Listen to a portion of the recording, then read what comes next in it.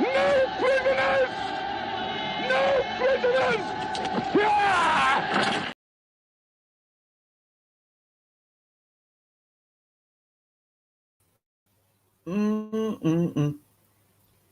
No prisoners. All right, listen, I didn't want to come on again. You see, I'm in semi-retirement and I don't want to keep bloody coming up and doing all this shit because I thought we're done and dusted with this fucking now and then, here and now, here, there, and everywhere subject. We are. Now, I think the general consensus is it's not a good song. All right? Can you live with that? It's not a good song. But, I'd go a lot further than that. And you know my opinion, it is diabolical. In fact, this whole project is a diabolical shambles. I don't know what went wrong. I think what they did is they panicked. I think they were going to try and release Rubber Soul.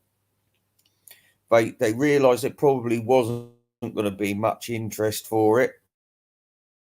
It's only us who are going to want it. Really, that's not enough people. They've got to try and get other people on board. That's why they decided to desecrate the red and the blue. But by involving Beatle family members in the selection of these tracks, by destroying a pure, a racially pure red album of Lennon and McCartney tracks with this evil alien invaded George Harrison and twist and shout tracks. It's just dreadful. It is awful. Now, anyway, I saw Pop Goes the 60s the other day. Now, it's good to have an intellectual agreeing with my own intellectual analysis on the matter. You see, we're few and far between out there, We are. We're few and far between. And I'd just like to say it's good that other voices, hello, gentlemen, hello. It's good that other people are beginning to realise. But, I understand people are hiding out there. They don't want to get involved. They say, well, how do I tell that guy? Because he's so nice. If he thinks that I don't like this record, how do I tell my granddad that he's making a fool of himself? You know what? All these questions. And the younger generation, what about Mr. Mayo turning up and saying this is the younger generation? The younger generation, she was in her fucking 40s. God's sake. Honestly, and where did. Honestly, if that was Lynn Frederick, she might have been a teenager. But let's not insult Lynn Frederick round here. Or Hammer House of Horror, they couldn't do kids. They couldn't do kids. Have you ever seen, what's it called? The Damned or something. I think it's called The Damned. And it's got Oliver Reed, and he's only supposed to be like 10 years old or something. And he's in his 30s. Anyway, now I'm digressing from the main subject. I mean, who else? Fascinatingly enough, Beetle Babe was on the negative side of things. But like I said, if you're not feeling it, you're not feeling it. And maybe she's not as stupid as she looks, because I was expecting the same copy paste that I've had from the rest of you. It's a fucking disgrace. And what really made me laugh, apart from Andy One Leg getting humiliated because that was so funny, he's trying to control the narrative. He was. Anybody that doesn't like this record is insane, and their mother is a bastard, and they're fascists. I mean, you don't. You're sitting at home just because you've got a difference of opinion. It doesn't make you Stalin. Do you know what I mean? Then Pop Goes to 60s has rightly said this is appalling. I mean, this is the most appalling thing. People telling you that you're a subhuman because you're somehow not worthy of breathing in the same air as them because you've disrespected this piece of shit. I don't think it's. But this is the trouble with the world nowadays. Everybody's saying, "Oh, isn't that black man good? Oh, he was born to play David Copperfield." No, he wasn't. A black man wasn't born to play. A black woman wasn't born to play James Bond either. Now, fuck off with it all. Listen, get real. Go and take a pill if necessary. We're not having any more of this insanity. Canadian stuff. I think, fuck off, will you? And look, you've all lost now because guess what? Fab Four Free for All managed to get the, oh, I can't even think of the word. Well, they probably hated Giles Martin on their show, but beat that, you lot, beat that. And guess who Talk More Talk got on? Gary Newman's fucking dad from the Bronx. That's who. There's a difference there, quality control. You know, we can tell who's got the money. We know who's got the cash. Because Giles didn't just show up with the promise of a kiss from all three of them, or four of them. It's four of them, isn't there? How did they fit him on the screen? And anyway, I was disappointed because I was expecting fucking Talk More Talk because they were going on about a special guest star. And I thought, oh, it's got to be fucking Peter Jackson. Big deal. And then I was actually fucked off when it wasn't Peter Jackson. Because I ain't got all day to watch that boring bastard. But it was shameful. I mean, who was that fucker? Gary Newman's dad. Really? Who else was that? Oh, the other funny thing about Pop Goes the 60s was he did all these ridiculous, like, reaction to sort of stills. And one of them was Lars Land doing this, like, oh my God face. And it's right. It is like a fucking amateur dramatics night. He's, I can't believe it. I've been crying all afternoon. It's too much, really, isn't it? Is it an American thing or is it just a mentally disturbed thing? Because do you know what? That's who I've been seeing since this fucking record's come out. Mentally disturbed people. You're part of a cult. This is what's worrying me because never have I felt more outside of the Beatles community than I do right now. I feel like you're a bunch of fucking weirdos. Yeah. Oh, Invisible Symptoms called us a bunch of weirdos. You are. Look at your fucking selves. Look at yourselves realistically. Honest. Oh dear. Oh, especially you, Andrew. One. I would just disappear after this. This is shameful. Go away and reinvent yourself. Go on. I mean, your name's Mud, same as Kenny Michaels. His name's Mud. We expected the guest stars. We got Gary Newman's dad. Fuck that. And you, Mr. Mayo, bugger off and stop sitting on the fence. I know what you're doing, and you're navigating a channel which has been heavily mined, my friend. So be very careful and let Martin McGrath back on your show, you wanker. He's got in touch with me, very upset about all that. Yeah, here he is, Martin McGrath. Yeah, that's right. We won't have this kind of bullying behaviour. They're calling me the bully. Oh, he didn't like the record, so he's a bully. Oh, hang on, I want to make another video about how I started crying. And Andrew Dixon, you've gone down in my estimations because you're being bought by the conglomerates. It's like They Live. Do you remember that film? You're working for that lot, Dixon.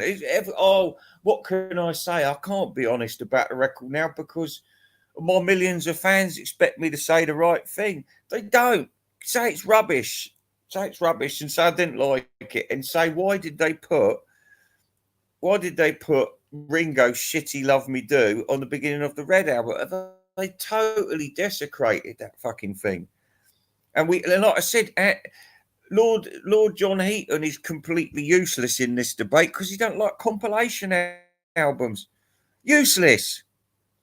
I've got to fight this war by myself by looks of it.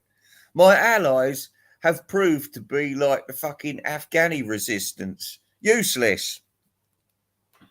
I'll tell you, they're like a bunch of Skittles. All of them, they're Skittles. They're just like you throw a ball at them and they... Anyway, that's all I've got to say. So check out the Pop Goes to 60. Did I see Pop Goes to 60s here? No, Jimmy Nicol. He's gone. Well, listen, we're going to find some things. We're going to do some recording because there's a lot more out there. Oh, I wanted to give a special mention to one that made me laugh. Now, Radio Wasteland FM, Mr. Mayo lookalike. He's more shitty than Mr. Mayo is. He's got terrible attitude. And that's why he's only got about 3 viewers. He's got about £1 million studioed out and he's got no listeners whatsoever except for Steve Carlson. Anyway, something come up my sidebar the other day. That's not rude. It came along on my sidebar, and it said Radio Wasteland interviews special guest about now and then. I'm thinking, oh, special guest. I wonder who he's got. And then I thought, even before I saw it, I thought, I bet it's Steve Carlson. I guess I put it on. It was Steve Carlson. Steve Carlson makes up 90% of his viewership as well as 90% of his interviewees. Sometimes his wife or girlfriend gets bossed around a little bit in the studio, but it's absolutely appalling. So all sorts of mollusks and fucking fossils are coming out to say their piece, and I'm hoping that Track is going to be quite savage about it, because we can only really rely on these musical outsiders, you know, the all rounders, the musical all rounders, not the Beatle heads, because you know. But sometimes the musical all rounders feel like it's necessary to praise everything that a big band's done. You know, it's like, oh well, I want to have my street credibility intact. So if I say Taylor Swift, Mr. Mouse, shut up about Taylor Swift. It's none of our business about Taylor Swift. We shouldn't have to like her music. These are young people that they like the music. I can't talk about this kind of music because I think it's bland, or it incites violence, or it's just about waving someone's big black butt in your face these days. I mean, it's crap. It's crap. No one can deny that. And you can't use that analogy about, oh, well, the Beatles have been around for 60 years. Listen, they've been around for 60 years, like Elvis has been around for 80 years, because they managed to get big, really big, those groups, and they were going through a changing process. But that's it. That's history. You can't have people, you couldn't replicate that longevity these days, because things have changed. Contracts last a lot less time. The music industry's changed. It's all changed now. So you're going to get a lot more people turning up for 5 minutes and then disappearing. Or else, like Taylor Swift, they're heavily promoted. They've got their family knows people in the industry. It's easy for them. It's easy for them. There's a million billion Taylor Swifts out there, but she's the only one that's going to make money. Because, like I said, she's got powerful friends, and that's the way it is. That's the way it is. I mean, it would be very rare for someone like Brian Epstein to come along and be able to do anything these days, because they'd just be torn to pieces. In them days, he was torn to pieces. But because he was so in love with wanting to fuck all the new boys and the old boys, and he had a power thing, you know, he had a power thing going on. You can tell because he had like a black servant. Why would you get a black servant in unless you're trying a bit of white supremacy in your own home? But anyway, that's about it. So I'm just trying to think who else was there. Like, quite a few people. But I just had to stop most of them. They got through about one sentence, like, well, here I am, and I've just heard, and I thought, no, go away, fuck off. So I switched it off, and I'm just trying to unclutter all these things at the moment, because it's all the same. But I tell you, Pop Goes to 60 did get one thing wrong. He did show a bunch of people. Now, I know for a fact, especially those people with the stupid tattoos across their face, they're clickbaiters. They're not into the Beatles or anything. You get a lot of these people out there. TJR was moaning about them. These people, is first time I ever heard the Beatles now and then, and you've got some surprised looking ethnic with her mouth wide open. So you're thinking, oh, I must watch that. And this is what it's, they're not into the Beatles. They're just clickbaiting because they know there's a bunch of people with money in their pocket of a certain age who do like the Beatles. And then they think, oh, well, you know, it's about scamming you. And it's also about, it is clickbaiting. And you get a lot of these people out there. You've got to know who's real and who's not real. And generally, if people have got an expensive studio or they're a girl in their teenagers, it's because their boyfriend, they're a couple, they're at university or whatever, and the boyfriend's controlling the narrative, like Handy One Leg controlling the narrative, And it's not at all like it looks. You just got to think about it. Vinyl Rewind. He's got a team of millions working for him. So be aware of what you're looking at. Be aware of what you're listening. And you've got two of them and one of them, and use them in proportion, as Boiler Brooks used to say to me. So really, let's just have a quick look. So it's Billie Eilish. I mean, I don't know who's in the fucking charts, who's not in the chart. I couldn't give a shit. But I'll tell you something: if the Beatles do get to number one, it's an outrage. It's a schmaltz. And then people say, "Oh well, even if it's not a good record, it's a goodbye from us to them." It's not. It's not. It was just. It's like I said. It's a project that's turned into a fucking shambles, and it doesn't please anybody. And it's fucking with the past. Do you know what I mean? It's a terrible thing that's happened just because they want money and they couldn't think of any other way of doing it. Well, we're really going to go for the gold mine this time and mix it all up with this fucking speckled diarrhea of George Harrison's and God knows what shit from Revolver. Those original songs were chosen for a reason. That's all I'll say about it for the time being, because we're going to get bored to death by some people out there going for every fucking single track. And I look forward to that Vinyl Rewind. I do, because I'd rather it was someone handsome like you doing it. Anyway, until I see some more of these ridiculous. And also, I just want to mention something else.